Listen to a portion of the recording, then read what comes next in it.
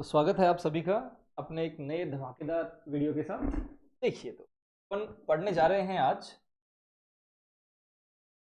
Chapter number electromagnet. Basically अगर physics के 3 और 4 हार्ड चैप्टर उठाए जाएं तो उनके अंदर से एक चैप्टर होता है जिसके अंदर थोड़ा सा इंटरेस्ट कम बनता है। तो चलो इसको थोड़ा इंटरेस्टिंग बनाते हैं। सबसे पहले आता है question number first. Which of the following law is the consequence of the law of conservation of energy. 2005 में आया है, मतलब पिछले ही साल आया है आरबीएससी के कि ऐसा कौन सा लॉ होता है, कौन सा नियम होता है जो एनर्जी कंजर्वेशन, ऊर्जा संरक्षण को फॉलो करता है। देखो सभी को पता होगा एनर्जी कंजर्वेशन को फॉलो करता है लेंज। सेकंड पे आते हैं, the device which is based on the mutual induction. सबसे पहली बात आती है ऐसी कौन सी डिवाइस है तो म्यूचुअल इंडक्शन, अन्योन्य प्रेरण के ऊपर वर्क करता है। होता क्या है रियल में अन्योन्य प्रेरण? सपोज करो ये अपने पास एक कोइल है, मैंने बीचों बीच इसके कुछ भी इंसुलेटर रख दिया, एक कुचालक रख दिया और यहाँ पे एक कोइल है, एक कुंडली और लगा। ये दोनों आपस में टच नहीं है, लेकिन इसकी वजह से इसके अंदर फ्लक्स जाएगा और करंट बनेगा। इसको कहते हैं अन्योन्य प्रेरण, म्यूचुअल इंडक्शन। एक की संगत में दूसरे का बिगड़ना। ये किसके ऊपर डिपेंड करता है? देखो जनरेटर के अंदर तो सारी कोयल आपस में कनेक्ट होती हैं, गैल्वेनोमीटर में भी कनेक्ट होती हैं, वोल्टमीटर में भी कनेक्ट होती हैं। ट्रांसफॉर्मर का डिजाइन भी कुछ इसी तरह का होता है। इसमें प्राइमरी और सेकेंडरी, प्राथमिक और द्वितीयक, दो कुंडलियां होती हैं और दोनों की दोनों जो कुंडलियां होती हैं वो एक दूसरे से नॉन कॉन्टेक्टेड होती हैं, संपर्क में नहीं होती हैं। इसका मतलब अन्योन्य प्रेरण पे वर्क कर रहा है ट्रांसफॉर्मर। और वैसे ये 2024 में। और देखें नेक्स्ट क्वेश्चन, इस तरह का क्वेश्चन 2024 में आया है, एक प्रीवियस पहले भी आ चुका, तो थोड़ा सा इनको इंटरेस्ट लेके ध्यान दो। उसने कहा, हिंदी इंग्लिश दोनों में पढ़ देता हूं मैं। A 5 metre long straight horizontal conductor wire situated in east to west. East से वेस्ट की तरफ एक वायर रखा हुआ है जिसकी लंबाई, जिसकी लेंथ है 5 मीटर। ये कह रहा है कि direction is following with speed of इतने metre, perpendicular to the horizontal component of earth magnetic field of. एक मैग्नेटिक फील्ड था किसका? अर्थ, सॉरी, हाँ अर्थ का। उसके रेस्पेक्ट में ये वायर जो था ये गिर रहा था और उसकी जो स्पीड थी वो थी 2 मीटर पर सेकेंड। सिंपल सी बात है, कोई कंडक्टर मूवमेंट कर रहा है, जैसे ये मैंने कहा इसको एक बैटरी से कनेक्ट करो और इसके अंदर क्या करो, करंट भेजो। अब मैंने इसको छोड़ दिया, ये नीचे गिर रहा है, लेफ्ट में जा रहा है, राइट में जा रहा है, कोई फर्क नहीं पड़ रहा, बट मूवमेंट करना चाहिए। उस टाइम पे ईएमएफ कितना होता है? और ईएमएफ बोले तो विद्युत वाहक बल। ईएमएफ का फॉर्मूला VBL। हाँ, साथ में साइन थीटा भी होता है, बट एंगल का यहाँ कोई लेना देना है नहीं। तो फिर सबसे पहली बात आती है इसकी वेलोसिटी, इसका वेग कितना होता है? 2 मीटर पर सेकेंड से कितना था। इसका मैग्नेटिक फील्ड कितना है? इसका चुंबकीय क्षेत्र है 3 है क्या? 0.3। 0.3 इंटू 10⁻⁻⁴। और इसकी लंबाई कितनी है? इसकी लंबाई है, करो कैलकुलेट, कर लो वैल्यू। तो जरा यहाँ पे 5 को 2 से मल्टीप्लाई किया 10, 10 को 0.3 से किया तो कितने बन गए? 3। तो ये आएगा 3 इंटू 10⁻⁻।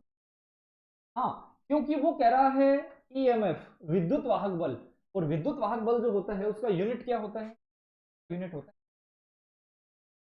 का मतलब, अगर किसी भी चालक, किसी भी कंडक्टर को मूवमेंट करवाऊं, मोशन करवाऊं, तो उसके लिए ईएमएफ बनेगा VBL।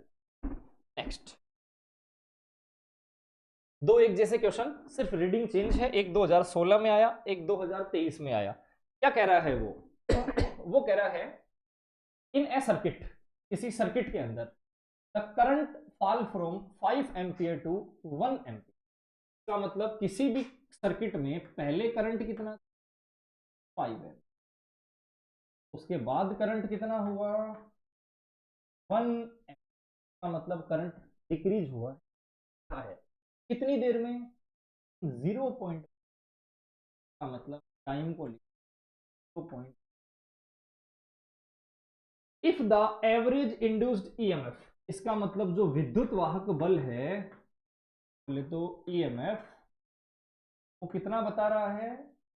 बता रहा है अपने को 200 volt. Then self inductance of, तो फिर उसका सेल्फ इंडक्टेंस कितना होगा, उसका स्वयं प्रेरण गुणांक कितना। जब भी कभी इस तरह का क्वेश्चन आए तो सबसे पहले आपको ये याद होना चाहिए कि E और L के बीच में रिलेशन क्या होता था।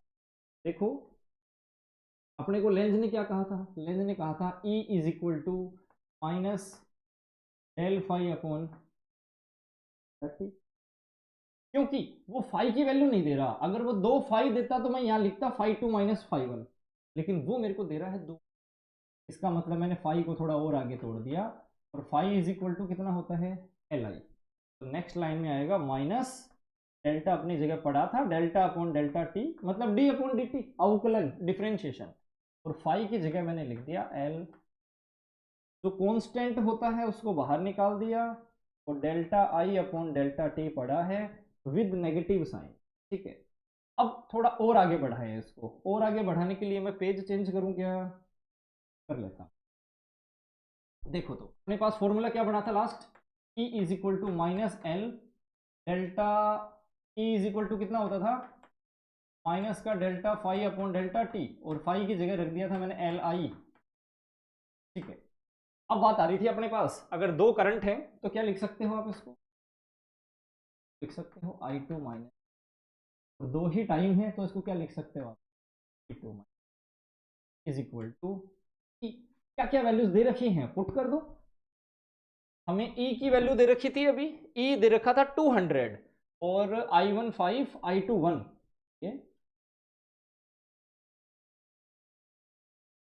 E दे रखा था 200, L पूछा था, सेकंड वैल्यू थी 1, फर्स्ट वैल्यू थी 5, और अपॉन में टाइम। टाइम और देख लेते हैं कितना था। अपने को टाइम दिया था 0.1 सेकेंड। चलो क्या आ गया? 0. कैलकुलेट करो, आंसर निकालो। देखो तो जरा, 200 अपनी जगह पड़ा है, L भी अपनी जगह पड़ा है, यहाँ कितना बनेगा? माइनस का 4, और अपॉन में है 0.1। कैलकुलेट करो, आंसर निकालो। मैंने अगली लाइन में इसको थोड़ा और आगे बढ़ाया। माइनस तो देखो कैंसिल हो चुका, माइनस तो कैंसिल हो, ये इधर आ जाएगा मल्टीप्लाई में, और ये इधर आ जाएगा डिवाइड में, गुणा भाग कर देते हैं। एल की वैल्यू कितनी आ जाएगी? 200। 200 को मल्टीप्लाई कर दो 0.1 से, और अपॉन में कितना आएगा? 200 को 0.1 से मल्टीप्लाई किया तो ये बने 20 डिवाइडेड बाई 4, दैट इज, तो इसकी वैल्यू आएगी। एक बार शॉर्टकट में मैं वापस बताता हूँ, हो सकता है आपको थोड़ा सा लॉन्ग लग रहा हो, तो कभी पहली बार देखते हैं इस क्वेश्चन को, थोड़ा सा हो सकता है ये अपने को कंफ्यूज करे, बट इतना कुछ है नहीं, आप सीधा याद रख सकते हो। E और L के बीच में रिलेशन क्या होता था? E is equal to minus L delta I upon, अगर आपको L की वैल्यू निकालनी है, L की वैल्यू, माइनस इधर भेजो E के साथ, इनटू में क्या लिख सकते हो? डेल्टा टी, दो वैल्यूज पुट। E कितना था? E था अपने पास 200। Delta T, delta T time कितना था? टाइम अपने पास टाइम था 0.1। ओके, तो मैंने ये 0.1 रख दिया। करंट कितना है? करंट 5 एम्पियर से 1 एम्पियर पे गया है, इसका मतलब मैं लिखूंगा second current minus first current. तो जैसे ही मैंने माइनस अपनी जगह रखा, 200 इंटू 0.1 20, और यहाँ पे आएगा माइनस का 4, कटने पे वैल्यू। हाँ तो इतना ही, अभी तो मैंने स्टेप इसलिए बढ़ाई थी ताकि थोड़ा समझ में आ जाए कि स्टेप क्या चल रही है। अच्छा, सेम ये कई क्वेश्चन एक बार फिर आया, इस पर ज्यादा अच्छा है आप सोल्व करो, या फिर आप एक बार थोड़ा दिमाग में घुमाओ इसमें क्या चल रहा है, फिर मैं सोल्व कर लेता हूं। देखो जरा, ये कह रहा है in a circuit the current drop from 5 ampere to 0 in 0.1 second. एक सर्किट में, एक परिपथ में हो क्या रहा है?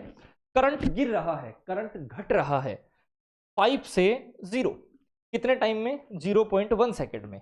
अगर एवरेज ईएमएफ विद्युत वाहक बल कितना 100 है, तो सेल्फ इंडक्टेंस फाइंड आउट करो। बिल्कुल सेम क्वेश्चन है। E is equal to minus L D I upon D T. हो सकता है आप डी और डेल में परेशान हो रहे हो, तो एक्चुअल में होता क्या है, इसको बोलते हैं इंस्टेंटेनियस वैल्यू, तात्क्षणिक। और अगर आप इसको एवरेज में बदलना चाहते हो तो दोनों जगह डेल्टा लग जाता है, ये कोई बड़ा इश्यू नहीं। अच्छा, डी से करें डेल से करें एक ही बात है, कोई फर्क नहीं पड़ता। मैंने सिर्फ इसलिए बताया कि कुछ बच्चे D I upon D T के नाम से इस फॉर्मूले को जानते हैं। सबसे पहले एल की वैल्यू निकालनी है, तो एल को अपन साइड में कर देते हैं। इधर कितना बनेगा, ई माइनस भी भेज दिया, डी टी चला जाएगा ऊपर और डी आई आ जाएगा नीचे। रखो वैल्यूज, ईएमएफ कितना था 100 वोल्ट, ये आ गया 100। टाइम कितना था भाई 0.1 सेकेंड। अपॉन में मेरे को लगाना था करंट, करंट जा रहा है 5 से 0, इसका मतलब सेकंड वैल्यू तो थी 0 और फर्स्ट वैल्यू थी, देखो ये तो पढ़ा है ना अपन ने, delta x x2 minus x1, delta y y2 minus y1। वही बात यहां हो रही है, delta i i2 minus i1। Solve करता हूं, सबसे पहला काम तो यही था कि 100 को 0.1 से मल्टीप्लाई किया तो ये बन गए 10, अपॉन में आया और 10 के अपॉन में रख दिया मैंने -5, तो ये बनेगा प्लस का 2, माइनस माइनस कट गए। दोनों एक जैसे क्वेश्चन हैं, थोड़ा सा इनके ऊपर विचार करना और इसको अच्छे से रट लेना, क्योंकि फिर 2 साल हो गए हैं, ये रिपीट हो सकता है तीसरी साल। नेक्स्ट, ये तो थे प्रीवियस ईयर क्वेश्चंस, इनमें और भी हैं एक दो प्रीवियस, लेकिन जो 8-10 साल पुराने थे उनके आगे मैंने लिखना उचित नहीं समझा। देखो तो जरा, नेक्स्ट क्वेश्चन है, निम्न में से कौन सा नियम यह बताता है कि चुंबकीय फ्लक्स जो होता है उसमें परिवर्तन को ईएमएफ बोलते हैं। ये बोल रहे हैं कौन सा ऐसा लॉ है जो ये कहता है कि फ्लक्स में करो चेंज, और यही है ई। क्या लगता है आपको, ये लेंज ने बोला था या फेराडे ने बोला था? बस ओम में तो कोई दिक्कत नहीं है, क्योंकि ओम्स लॉ तो ये होता था V = I। मुद्दा है इन दोनों में से कौन सा। तो देखो, लेंज ने तो ये कहा था कि जिनकी वजह से इंड्यूस्ड ईएमएफ और इंड्यूस्ड करंट, जिसकी वजह से प्रेरित विद्युत वाहक बल और प्रेरित धारा बनती हैं, ये उनका अपोज करता है। यहां ऐसा कुछ नहीं कहा गया था, ये बात फेराडे बता के आ चुका था, जैसे ही फ्लक्स बदलोगे वैसे ही करंट बनेगा और वैसे ही वोल्टेज बनेगा। इसका मतलब फ्लक्स में चेंज होने की वजह से ईएमएफ बनता है, इस बात को बताया फेराडे ने, ना कि लेंज ने। विद्युत जड़त्व किसका माप? एक्चुअल में इंडक्टेंस जब अपन ने पढ़ा था, प्रेरण या प्रेरकत्व, तब अपना ये वर्ड आया था। अब यहां दो प्रेरकत्व हैं, एक तो है स्वयं प्रेरकत्व और एक है अन्योन्य प्रेरकत्व। एक तो है सेल्फ इंडक्टेंस और एक है म्यूचुअल इंडक्टेंस। तो हमेशा ध्यान रखना, जो जड़त्व है इनर्शिया, वो हमेशा स्वयं प्रेरकत्व को रिप्रेजेंट करता है, ना कि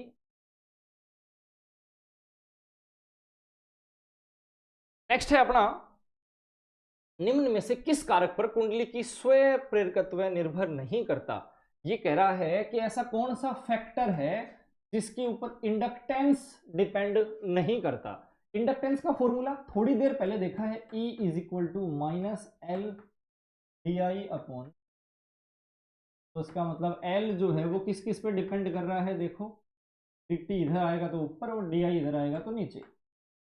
रियल में ईएमएफ विद्युत वाहक बल पे कर रहा है, करंट पे कर रहा है और टाइम पे कर रहा है। यहां देखते हैं क्या, पहला है इंड्यूस्ड वोल्टेज, मतलब विद्युत वाहक बल, इस पे तो करता है भाई, मतलब ऑप्शन नंबर गलत है, डिपेंड कर रहा है, कहने का मतलब ये था। दूसरा है करंट, बिल्कुल करंट पे भी कर रहा है। तीसरा है टाइम, बिल्कुल टाइम पे भी कर रहा है। ये पूछ रहा है किस पे नहीं करता, तो चौथा आता है अपने पास रेजिस्टेंस, प्रतिरोध। देखो इस फॉर्मूले में कहीं पे भी आर है क्या? मुझे तो इसमें आर दिख नहीं रहा, तो इसका मतलब सिंपल सा है, ये प्रतिरोध पे डिपेंड नहीं करता। सेम ऐसा ही एक और क्वेश्चन आता है जो मोस्टली कंफ्यूज करता है बच्चों को जब ये दोनों पढ़े हुए होते हैं, तो इसलिए मैंने साथ में लगाए। ये तो कह रहा है कि स्वयं प्रेरकत्व है, इंडक्टेंस किस पे डिपेंड करता है या नहीं करता है। एक और आता है, ये देखो, ये कह रहा है कि आवेश, चार्ज किस पे डिपेंड नहीं करता। तो चार्ज हमेशा ध्यान रखना कि जो चार्ज है वो कभी भी टाइम पे डिपेंड नहीं करता। और थोड़ी देर पहले जो पढ़ा था, मतलब मैंने क्या कहा कि चार्ज डिपेंड नहीं करता टाइम पे, आवेश समय पे निर्भर नहीं करता। एक और पढ़ा थोड़ी देर पहले हमने, क्या पढ़ा था? स्वयं प्रेरण गुणांक, सेल्फ इंडक्टेंस, ये किस पे डिपेंड नहीं कर रहा था? प्रतिरोध, रेजिस्टेंस। दोनों को याद रखना एक साथ। नेक्स्ट ये कह रहा है which of the following rule is used to identify the direction of current induced. प्रेरित धारा जो होती है, इंड्यूस्ड करंट, कहां से लिखा मिलेगा भाई? ये रहा, इंड्यूस्ड करंट, प्रेरित धारा। इसके लिए कौन सा लॉ यूज में लेते हैं? एम्पियर। एम्पियर के बाद क्या था अपने पास? फ्लेमिंग का लेफ्ट हैंड, फ्लेमिंग का राइट हैंड, या फिर इनमें से कोई नहीं। तो देखो हमेशा याद रखना, फ्लेमिंग का जो लेफ्ट हैंड रूल था, जिसके अंदर 3 अंगुलियां एक दूसरे के परपेंडिकुलर लंबवत थी, ये तो था रियल करंट के। और जो राइट हैंड रूल था, ये था अपने पास किसके लिए? इंड्यूस। मुद्दा आता है हम भूल जाते हैं, तो देखो मैं आपको एक जुगाड़ बता देता हूं। जो लेफ्ट हैंड रूल है, लेफ्ट, ये आता है रियल के लिए। रियल को आप वास्तविक धारा भी कह सकते हैं। याद, हिंदी इंग्लिश दोनों मीडियम वाले रियल ही रखो, इसका एक लॉजिक बनेगा। और जो राइट हैंड रूल है वो किसको रिप्रेजेंट करता है भाई? वो करता है इंड्यूस। अब यहां आपको समझना क्या है, इसका सेकंड वर्ड है ई, इसका भी सेकंड वर्ड है ई। इसका मतलब अगर कोई कह दे कि रियल किस पे डिपेंड करेगा, तो आर ई, इसका मतलब एल ई। सिंपल सी बात, रियल करेगा लेफ्ट पे, तो फिर राइट अपने आप ही करेगा। और आगे बढ़ते हैं। नेक्स्ट है अपने पास एक मैग्नेट है, लास्ट तक देखना, लास्ट में मैं आपको इन मैग्नेटों की 2 ट्रिक भी बताऊंगा जो बहुत यूजफुल है। A magnet is moved toward a coil, एक कोयल की तरफ, ये लो एक कोयल, इस कोयल की तरफ, और क्या कर दिया? एक मैग्नेट को कनेक्ट कर, ये नॉर्थ, ये साउथ। अगर ये रुकी हुई है तो इसमें कोई करंट नहीं बनेगा। मैं चाहे इसकी तरफ भेजो चाहे दूर भेजो, करंट दोनों ही स्थितियों में बनता है। देखो तो सबसे पहले मैंने क्या किया, सबसे पहले मैंने कहा कि इसको इसके नजदीक भेजो, करंट बनेगा कि नहीं? 2 कंडीशन डाली उसने। उसने कहा पहले उसके नजदीक ले जाना है तेजी से, क्विकली, और उसके बाद उसको ले जाना है धीरे धीरे, स्लो। बताओ प्रेरित ईएमएफ, प्रेरित विद्युत वाहक बल कब ज्यादा बढ़ेगा? कंडीशन नंबर फर्स्ट में जब स्पीड से ले जाओगे, कंडीशन नंबर सेकंड में जब धीरे धीरे ले जाओगे, या फिर दोनों कंडीशन में बराबर? तो देखो इसकी तरफ जितना स्पीड से ले जाओगे उतना ही ज्यादा फ्लक्स बदलेगा, चेंज होगा, और उतना ही ज्यादा क्या बनेगा? करंट और वोल्टेज। इसका मतलब स्पीड पे डिपेंड करता है, तेजी से ले जाओगे तो ज्यादा बनेगा, धीरे ले जाओगे तो कम बनेगा। पढ़ते हैं इसके अकॉर्डिंग। ये कह रहा है then the induced EMF is larger in case first, first में तेजी से ज्यादा बनेगा, ठीक है बात ये तो। Smaller in case first, first में गलत, ये तो हो ही नहीं सकता। तो फिर ये नहीं हो सकता, लार्जर तो होगा, ये बात तो अपनी होगी। तो ये क्या कहना चाह रहा हूं मैं? मेरा कहने का मतलब है अगर किसी मैग्नेट को, मान लो ये अपने पास एक मैग्नेट थी, ये अपने पास एक कोइल थी, इस कोइल को अगर इसकी तरफ तेजी से ले जाओगे तो इसके अंदर करंट तेजी से बढ़ेगा। अगर मैं कहूँ इसको धीरे धीरे ले जाऊं तो करंट धीरे धीरे बनेगा, और मैं कहूँ कि इसको ले जाके इसके नजदीक रोक दूं तो करंट बनना।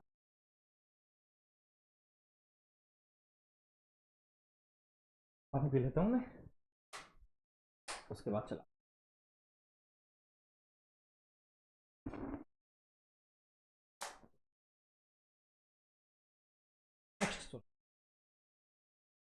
नेक्स्ट क्वेश्चन है अपने पास, a coil of 100 tons carries a current of 5 milliampere and create a magnetic flux of 10 to the power minus 5 Weber. The induction is, देखो जब भी कभी इस तरह का क्वेश्चन आए जिसमें आपको थोड़ा सा ऐसे लगे कि हाँ मेरे को चेक करना चाहिए क्या दे दिया, तो आप गिवन दैट लिख लिया, क्या क्या दे रखा है। एक तो उसने दिया है नंबर ऑफ टर्न, कुंडली में फेरों की संख्या, नंबर ऑफ टर्न कितने हैं। उसके बाद उसने कहा कि नंबर ऑफ टर्न के बाद it carries a current of 5 milliampere, ये अपने अंदर से कितना करंट फ्लो करवा रहा है? 5 मिली एम्पियर। ये कह रहा है अगर इसके अंदर 10 का पावर -5 वेबर मैग्नेटिक फ्लक्स आए, फ्लक्स कितना आए 10 का पावर -5 वेबर, तो प्रेरकत्व कितना होगा, तो इंडक्टेंस कितना होगा, का मतलब एल की वैल्यू। तो याद है थोड़ी देर पहले मैंने एक फॉर्मूला लिखा था कुछ इस तरह से, E is equal to minus delta phi upon delta T, और आगे बढ़ा तो डेल अपॉन डेल्टा टी पढ़ा था, और फाई की जगह लिखा था मैंने एल आई। तो बस बात खत्म हुई, फाई और एल के बीच में रिलेशन मिल गया, phi is equal to L I. L की वैल्यू चाहिए, एल की वैल्यू चाहिए तो फाई अपॉन आई। हाँ, एक कोइल के लिए आएगा, अगर 10 कोइल हो तो 10 से मल्टीप्लाई कर दो, 5 हो तो 5 से मल्टीप्लाई। हमारे पास कितनी है 100, तो n से मल्टीप्लाई कर देता हूं, n कितना भी हो। पढ़ते हैं आगे। सबसे पहले फाई की वैल्यू रखो, फाई था 10 का पावर -5। नंबर ऑफ टर्न कितने थे, नंबर ऑफ टर्न थे 100, और डिवाइड किसका करना था, करंट का, करंट है 5, 5 नहीं है मिली भी लिखा हुआ है, मिली का मतलब होता है 10 का पावर -3, और माइक्रो लिखा हो तो, माइक्रो लिखा हो तो 10 का पावर -6।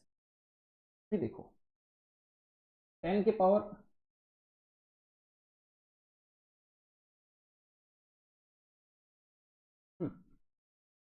10 के पावर अगर 2 को काट दूं 10 के पावर 5 से, तो ये कितना बचेगा, 10 का पावर -3 बचेगा, -3 से -3 कट गए, इसका मतलब वैल्यू आई है एल की कितनी, 1/5 को क्या बोलते हैं,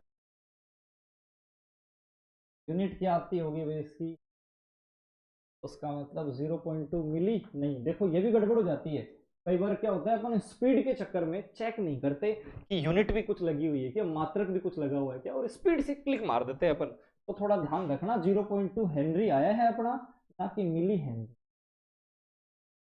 नेक्स्ट ग्राफ है, ग्राफ अपने को बनाना है, खतरनाक टाइपर नहीं है हम, कि हम क्या करें ग्राफ भी टाइप।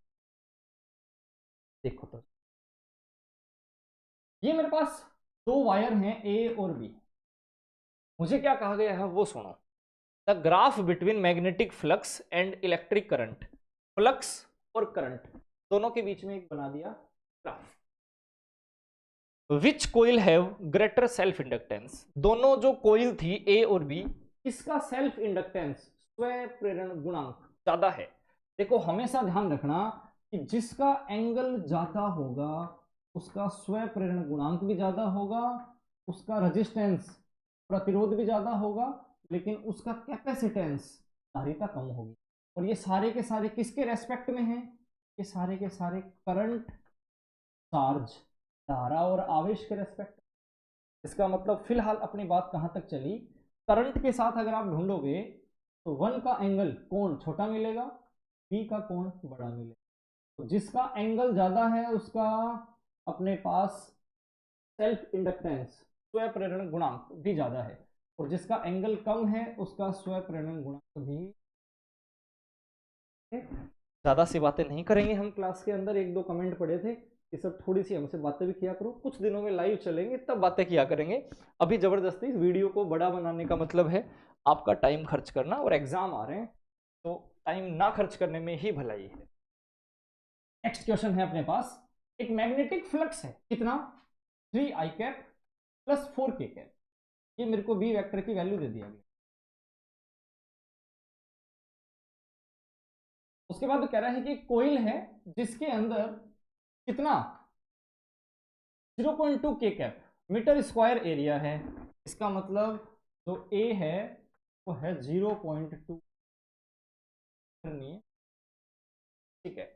हमें कह रहा है find the magnetic flux, flux बताओ, तो हिंदी मीडियम में एक दो क्वेश्चन नहीं है, वो इसलिए नहीं है कि इसके अंदर कुछ है नहीं, अगर इसको पढ़ोगे तो आप हिंदी इंग्लिश में एक जैसा ही है ये कह रहा है फ्लक्स बताओ, चुंबकीय क्षेत्र मैग्नेटिक फील्ड इतना है और एरिया उतना है, तो अपन ने क्या किया, अपन ने अलग से लिख लिया, ये तो रहा मैग्नेटिक फील्ड चुंबकीय क्षेत्र, और ये रहा अपने पास क्षेत्रफल एरिया।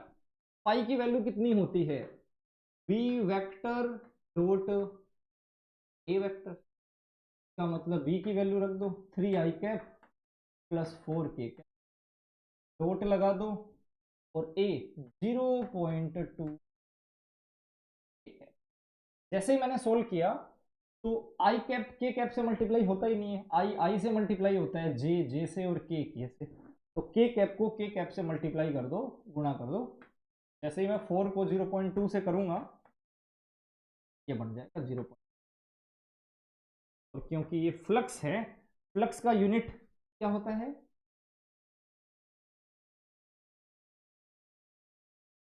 फिर से एक क्वेश्चन मिला अपने को।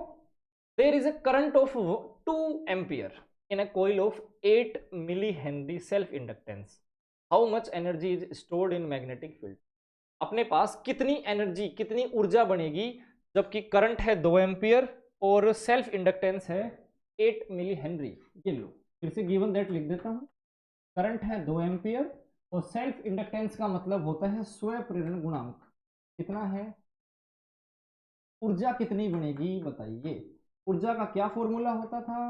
Half L I square. Half अपनी जगह, एल की वैल्यू होती है 8, लेकिन साथ में मिली भी कह रहा है, मिली का मतलब माइनस टी, और आई का स्क्वायर ये रहा आई। स्क्वायर कर दो मतलब 2 बार लिख दो, कुछ कटता है तो काट लो। 2 से 2 कैंसिल हो गए, 8 को 2 से मल्टीप्लाई किया तो ये बन गए 16 इंटू 10 एस डी। सिंपल। और आगे बढ़ते हैं, ऑप्शन आया ये देख के समझ में आ रहा है। फ्लक्स की वैल्यू है इतनी, 2 सेकंड के ऊपर क्या बताओ मेरे को? ईएमएफ बताओ। सेम बात, फ्लक्स है इतना, प्रेरित विद्युत वाहक बल बताओ कितने टाइम पे? 2 सेकंड पे। प्रेरित विद्युत वाहक बल का क्या फॉर्मूला होता है? रियल में प्रेरित विद्युत वाहक बल का फॉर्मूला होता है d phi upon dt। Minus अपनी जगह, डी अपॉन dt भी अपनी जगह, पाई की वैल्यू रख दो। पाई कितना है? पाई है 5t। रियल में ये 5t नहीं है, हालांकि इससे भी आंसर आ जाएंगे, ऐसी कोई बात नहीं है, लेकिन मैं थोड़ा सा इसको पजल्ड करना चाहता हूँ। इसको स्क्वायर कर लो, ठीक है। तो उसका मतलब अपनी नई वैल्यू कितनी बन गई? नई वैल्यू बन गई 5t square minus 100t plus 300। Differentiation करो, अवकलन करो, माइनस बाहर पड़ा है, 5t स्क्वायर का कितना बनता होगा? 10t, और माइनस का 100। जैसे ही मैंने t की वैल्यू कितनी रख दी? 2, तो ये बनेगा 10 इंटू 2 माइनस 100। बाहर वाला माइनस तो काम में नहीं लिया, तो 10 माइनस 2 कितना बनेगा भाई? 20, और माइनस में 100, ये बनेगा माइनस का, ये अपने पास माइनस माइनस बन गए प्लस। सर ऑप्शन क्यों नहीं आया? ऑप्शन इसलिए नहीं आया कि मैंने स्क्वायर लगा दिया, स्क्वायर थोड़ी था, स्क्वायर तो मैंने बनाया है, तो थोड़ा ध्यान रखोगे। और वैसे भी देखो 2 ऑप्शन एक जैसे दिख रहे हैं मेरे को, तो यहाँ पे यहाँ भी 40, यहाँ भी 40, तो ऑप्शन तो चेंज हो जाएगा। ऑप्शन का कोई इश्यू नहीं है, तरीका समझो। फ्लक्स की वैल्यू दे रखी है, ईएमएफ पूछा है, सिंपल सा। ई इज इक्वल टू कितना होता है? Minus d phi upon D t. जो भी फाई देगा, जैसे उसने फाई दिया था उसमें ये स्क्वायर नहीं था, बट क्योंकि मैंने स्क्वायर बढ़ा दिया तो रीडिंग भी चेंज होनी है, तो मैंने सबसे पहले फाई की वैल्यू रखी। फाई की वैल्यू रखने के बाद इसका अवकलन कर दिया, मतलब डिफ्रेंशिएशन कर दिया। पावर शुरू में आई तो 10, टी अपनी जगह माइनस 100, टी की वैल्यू रखी 2, तो 20 माइनस 100, ये बचेगा माइनस का 80, और बाहर क्या पड़ा था अपने पास? एक माइनस और पड़ा था, तो ये अपनी वैल्यू चेंज हो गई। चलो समझ गए आप। अब इजी इजी क्वेश्चंस आएंगे, क्योंकि एनसीईआरटी के अंदर बहुत कम चांस होता है टफ क्वेश्चन दे, लेकिन ये पक्का है कि इस चैप्टर से न्यूमेरिकल आएगा। इसका मतलब ये ऑब्जेक्टिव न्यूमेरिकल वाली जगह भी काम आएंगे। बस 3-4 हो रहे हैं, फटाफट देखो। तो नहीं, 7-8 है। एक समान चुंबकीय क्षेत्र बी में और ए वेक्टर के साथ फ्लक्स बताइए। देखो फ्लक्स की वैल्यू पूछ रहा है वो हमें, और फ्लक्स का फॉर्मूला क्या होता था? Phi is equal to B vector dot, चाहे तो डी ए वेक्टर और चाहे तो B vector dot A vector. इसका मतलब अपने पास ये सही हो। बचाते हैं, स्पीड से दौड़ते हैं। नेक्स्ट क्या कह रहे हैं अपने को? 1 मीटर अपने पास क्या है? एक रोड है, एक छड़ है। अच्छा, ये 5 रेडियन पर सेकंड से वो रोटेट कर रही है, घूम रही है। अगर चुंबकीय क्षेत्र का घटक, अगर मैग्नेटिक फील्ड का वैल्यू इतना है, तो ईएमएफ कितना होगा? विद्युत वाहक बल कितना होगा? क्या आपको ये वाला फॉर्मूला याद है? ये वाला डेरिवेशन याद है? करके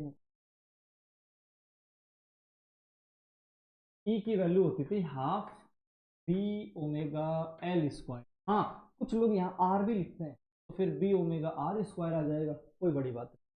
ठीक है, सबसे पहली बात तो ये कि रोड के लिए, रोड बोले तो छड़, छड़ के लिए ये लोक लगना, छड़ के लिए और ईएमएफ की वैल्यू फिक्स है, half B omega L square. Value ढूंढो और पुट कर दो, आंसर आ गई। सबसे पहले मैंने क्या किया, आप लिखा बी मैग्नेटिक फील्ड, चुंबकीय क्षेत्र, ये रहा, जिसका यूनिट टेस्ला है, कितना 0.2 टू 10⁻⁻। ओमेगा, ओमेगा क्या होता है, एंगुलर वेलोसिटी, कोणीय वेग, मतलब रेडियन पर सेकंड वाला। रेडियन पर सेकंड थोड़ी देर पहले मैंने देखा था, ये एंगुलर वेलोसिटी कितनी है 5, ये मैंने 5। और लेंथ का स्क्वायर, लंबाई का स्क्वायर, लंबाई कितनी थी 1 मीटर, तो 1 इंटू 1, इसका तो कोई सेंस निकलेगा नहीं, बाकी आप सोल्व कर लो। जैसे ही मैं पॉइंट हटाता हूं तो अपॉन में आते हैं 10, और उसके बाद 2 से 2 कैंसिल हो। फिर क्या किया मैंने, उसके बाद मैंने इस 10 को ऊपर लेके गया, तो 5 तो था ही साइड में, इंटू 10 का पावर बन गया माइनस। इसका मतलब ये बनेगा 5 इंटू 10 का पावर -5। क्या यहाँ पे कुछ है ऐसा, देखो अगर आपको देखा जाए तो यहाँ पे -5 गायब है, 5 इंटू 10, 5 सिंपल।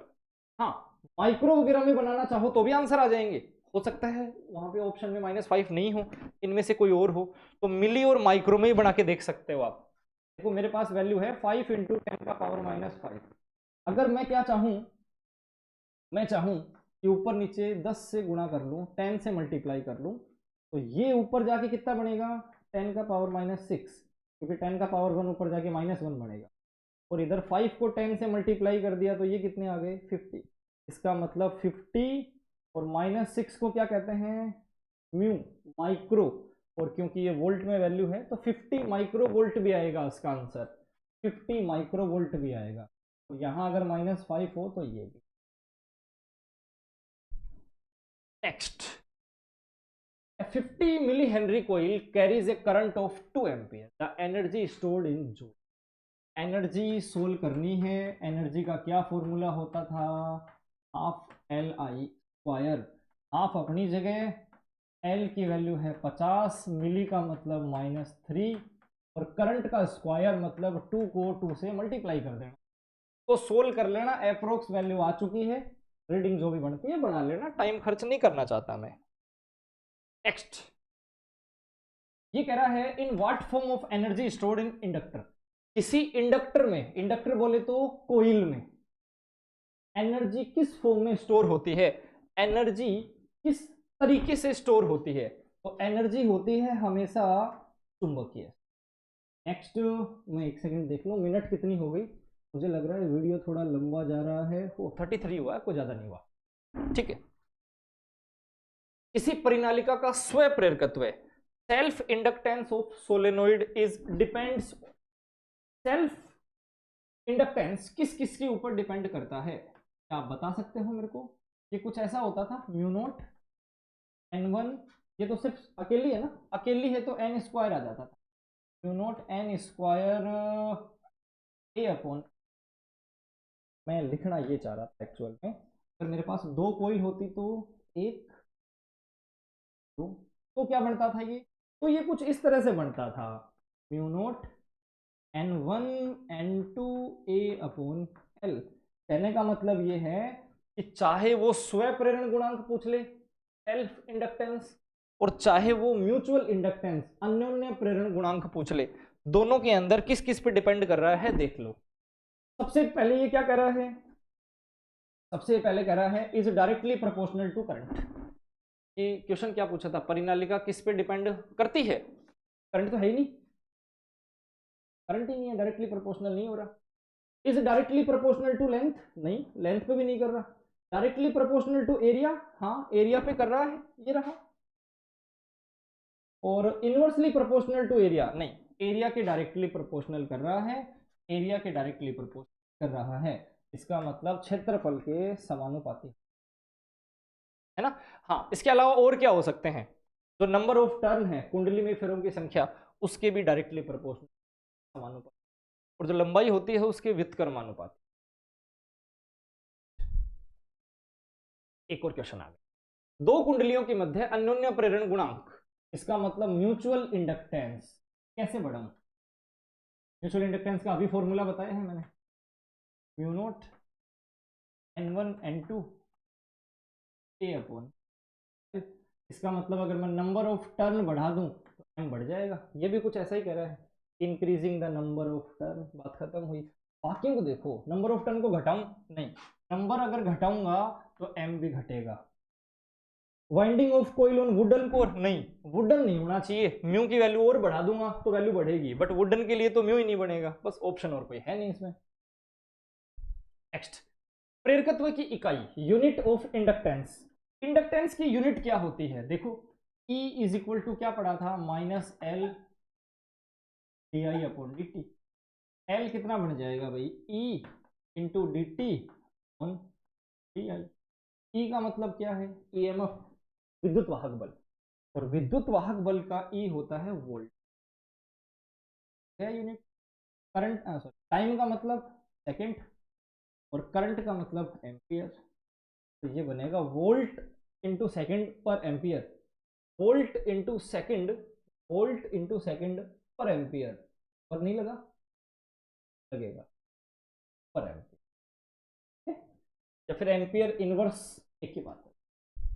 नेक्स्ट, यदि किसी कुंडली में, देखो इस तरह के क्वेश्चन जो है ना, ये आरबीसी के फेवरेट रहते हैं, 11th क्लास याद करो, बेसिकली हर बार एक इस तरह का क्वेश्चन आ जाता है, और ऐसा ही मैंने एग्जाम 12th में भी आता है, किसी एक वैल्यू को कम या ज्यादा कर दिया जाए तो क्या फर्क पड़ता है दूसरी वैल्यू पे।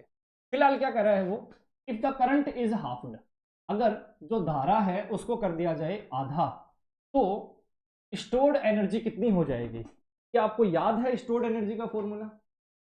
Q is equal to half L I square, इसका मतलब एनर्जी, ऊर्जा आई के स्क्वायर पे डिपेंड करता है। और आगे बढ़ूं, आई कितना था मेरा, मेरा आई था आधा, आधे का स्क्वायर करो 1/4 हो जाएगा। नेक्स्ट, दो वर्ताकार कोइल हैं, कुंडली हैं, पूरा पढ़ना पड़ेगा। दो वर्ताकार कुंडलियों के केंद्र एक ही बिंदु पर स्थित हैं, किसी एक ही बिंदु के ऊपर दो कोइल रखी हुई हैं, ओके। दोनों का अन्योन्य प्रेरकत्व है, अधिकतम कब होगा? Two coils have their centre at same point, ये दो कोइल हैं अपने पास, पहली और ये दूसरी, दोनों का सेंटर एक ही जगह पे है, दोनों का केंद्र एक ही जगह पे है।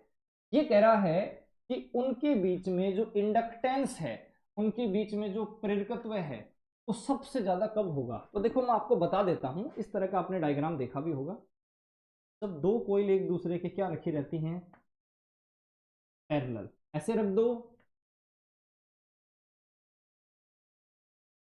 ऐसे रख दो, एक ही बात है।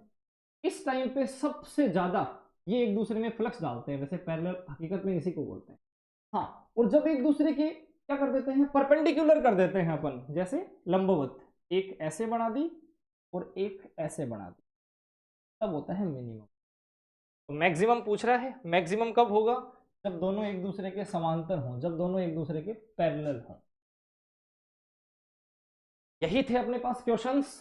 एक एक्स्ट्रा ट्रिक देता हूं आपको, यहां से एक नहीं बल्कि 3 क्वेश्चंस बनते हैं, एक बनेगा यहां और बाकी के 2 बनेंगे अल्टरनेटिंग करंट वाले चैप्टर, प्रत्यावर्ती धारा वाला चैप्टर। देखो ये क्या कह रहा है, एक बार इसको सुनना। ये कह रहा है कि प्रेरकत्व और धारा के गुणनफल के वर्गमूल की विमा क्या है? The square root of product of inductance and capacitance. ये तो रहा प्रेरकत्व, ये रहा, आप चाहो तो इनके बीच का क्रॉस भी हटा दो, उसको ऐसे लिख दो, हो गया प्रेरकत्व और धारा का गुणा, इसका कर देना है वर्गमूल, मतलब स्क्वायर रूट कर दिया किसका, एक तो इंडक्टेंस का और एक कैपेसिटेंस। ये वैल्यू किसके इक्वल होती है? हमेशा ध्यान रखना, ये वैल्यू टाइम के इक्वल हो, सीधा याद रखो, वहां बनाने मत बैठ जाना। और याद करने का तरीका बता देता हूं मैं आपको, अपने पास एक LCR सर्किट हुआ करता था प्रत्यावर्ती धारा के, तो एक तो इसने दे दिया कि अगर L और C को साथ में काम में लिया जाए तो कुछ ऐसे लेते हैं, LC। इसके बाद आया दूसरा, C और R को लेना पड़ जाए तो ऐसे लेते हैं। इसका मतलब देखो दो बन गए। टाइम जो होता है, समय, वो किसके बराबर होता है? तो एक तो वो बराबर होता है जो उसने पहले ही बोल दिया था, यहां से देख लो LCR, तो L और C दोनों का गुणा करो, रूट लगा दो, इसकी वैल्यू टाइम के बराबर आती है। दूसरा, इसी में C और R को सीधा मल्टीप्लाई कर दो, ये भी टाइम के बराबर आता है। तीसरा, L अपनी जगह पड़ा है, R अपनी जगह पड़ा है, बीच का C हटा दिया, C हटा दिया तो मैंने स्लैश लगा दिया, मतलब L अपॉन R, ये भी टाइम। याद रखना, तीनों की तीनों क्वेश्चंस घूम फिर के बहुत बार 12th क्लास में, टेस्टों में, हाफ ईयरली में, या फिर अदर भी काफी कंपटीशन में देखे जाते हैं। होता क्या है, कुछ भी नहीं है, ये अपने को वैल्यू देता है कि बच्चा 5-4 मिनट खराब करे। यहाँ पे खराब करने की जरूरत नहीं है, तीन वैल्यू है, एक LCR, अगर L और R को देखा जाए तो LR, बीच में गैप है, इस तरह से लगा दिया। लास्ट के दोनों देखे जाएं बोले तो RC या CR, एक ही बात है। और तीसरा जो था स्टार्टिंग के दो, वो रूट में, इनमें से किसी को भी सोल्व करो, इनकी वैल्यू हमेशा किसके बराबर होती है? टाइम के। उम्मीद करता हूं वीडियो समझ में आया होगा आपको। अगर किसी जगह पे कोई कंफ्यूजन हो तो या तो कमेंट डालो, या फिर एक बार रिवर्स जाके वापस से इसको समझो, बिल्कुल समझ में आएगा। इससे बाहर कुछ नहीं आएगा। फिर कह रहा हूं मैं, ये सिर्फ एनसीईआरटी के लिए नहीं, बल्कि अदर जो कंपटीशन है, जैसे अभी अभी एक रिलीज हुआ है नोटिफिकेशन एयरफोर्स का, इन सब के अंदर भी यही क्वेश्चंस घूम फिर के आते हैं, अदर कुछ नहीं आता। चलिए, आज के लिए इतना काफी है।